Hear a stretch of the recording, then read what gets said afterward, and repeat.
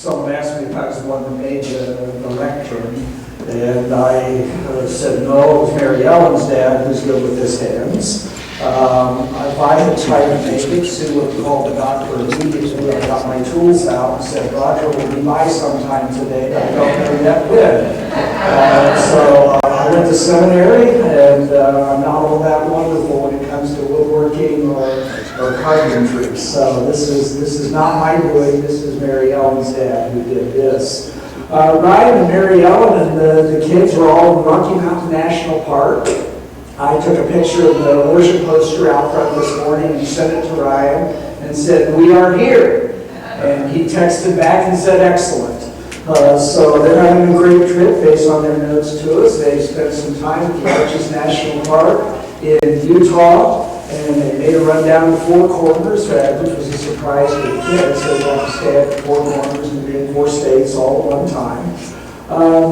So they're having a great trip and getting some much needed rest and relaxation.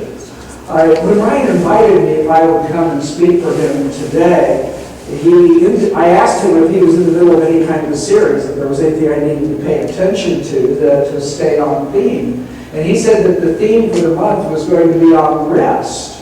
And I just thought it was really ironic that while he's away resting and taking 2 weeks of vacation, he puts extra work on me. So that just seemed to be, life isn't fair. Okay? I'm 62, I've learned that life isn't fair. Our scripture for this morning comes from Matthew chapter 11, verses 28 through 30. And there will be a couple of extras that didn't get posted up here. And I'm reading from the Revised Standard Version. When Jesus was with his disciples, and he was teaching them, he finishes up this particular series of stories with the statement, "Come to me, all who labor and are heavy laden, and I will give you rest. Take my yoke upon you and learn from me, for I am gentle and lowly in spirit, and you will find rest for your souls. For my yoke is easy, and my burden is light." May our God have blessing and understanding through our reading of the Word. I don't know about you, but I grew up in a very distinct middle-class family with a very distinct middle-class work ethic. We were taught when we were children that idle hands are the devil's tools. You ever hear that? The tools of the devil. Working, doing something, almost anything, was highly valued. Thinking and being were definitely not nearly as important as doing. So you have those experiences too? Is that what you were taught? That's what are you teaching that to your kids? No, I won't ask that question.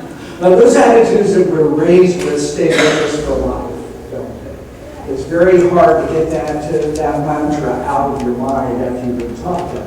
They color, they flavor everything that we do, how we act, how we relate, and much of our family and work relationships as well. However, being a Christian is not so much about doing or working nearly as it is about being. Certainly it's important what we do, but I've come to the conclusion that what we are is far more critical than what we do. One of the things I've enjoyed doing for a number of years is I've become a storyteller. When our kids were little, I started learning Appalachian folk stories and Native American folk stories, and stories that were fun. Most of them carry a message, and they're easy to learn, and they're easy to tell, and the kids really enjoyed them. I told stories that our kids were at racing when we were down on the river. I would go in, this teacher would call me and say, "Robbie, you want to come and tell stories?" And she'd give me several dates and ask me to come by, and I would tell stories. I told them in scout camp retreats. I told them in churches, in church camps, and in sermons. And now I tell my grandkids stories. In fact, Sue and I were with Todd and Sarah, and their daughter Audrey was with Sue. And she said, "I remember the story that Bubba," that's me, I'm Bubba.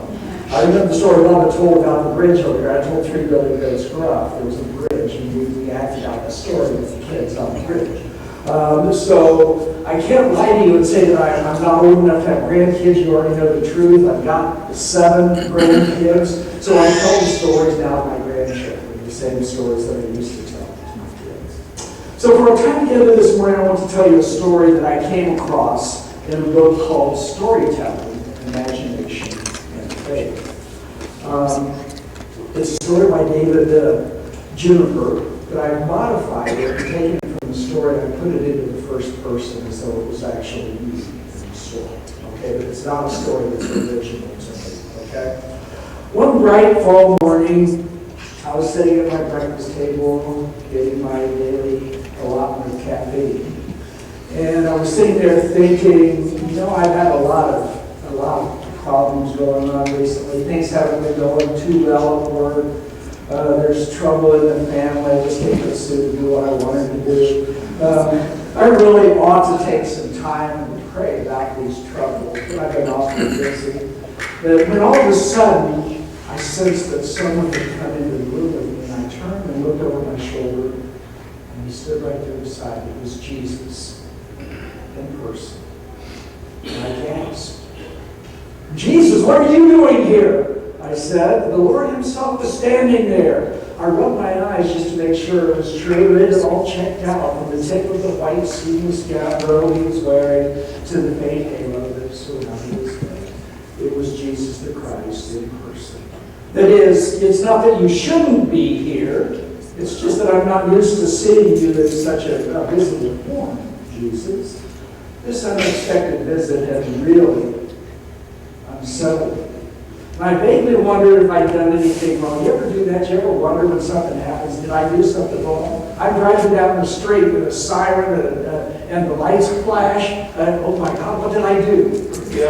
And it's not me. It's not all about me. But that's the first thought that goes through my head when I hear a siren or I see a flashing light. I say, what did I do this time?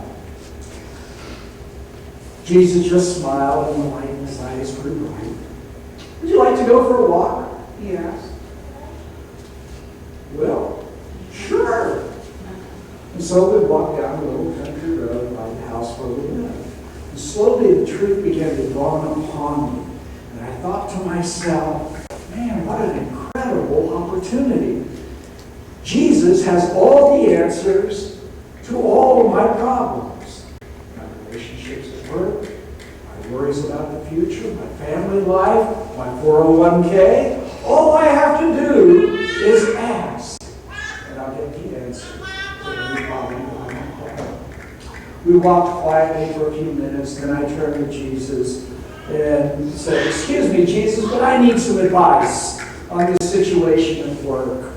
But before I could finish, he raised his finger to his lips and said, shh, can you hear that? At first I didn't hear anything. But then came a faint tumbling sound of a nearby brook, crisp and light beneath the autumn colors. And Jesus smiled. Isn't it beautiful? Well, yeah, I suppose so. I was really distracted. He'd interrupted my train of thought. I waited for a few minutes to show proper respect, and as we walked past the rolling meadow, I blurted out, Lord, I've been worried about my prayer life. It has seemed awfully dry recently. Now according to the books that I've read, he put his arm on my shoulder. Hush, do you hear it?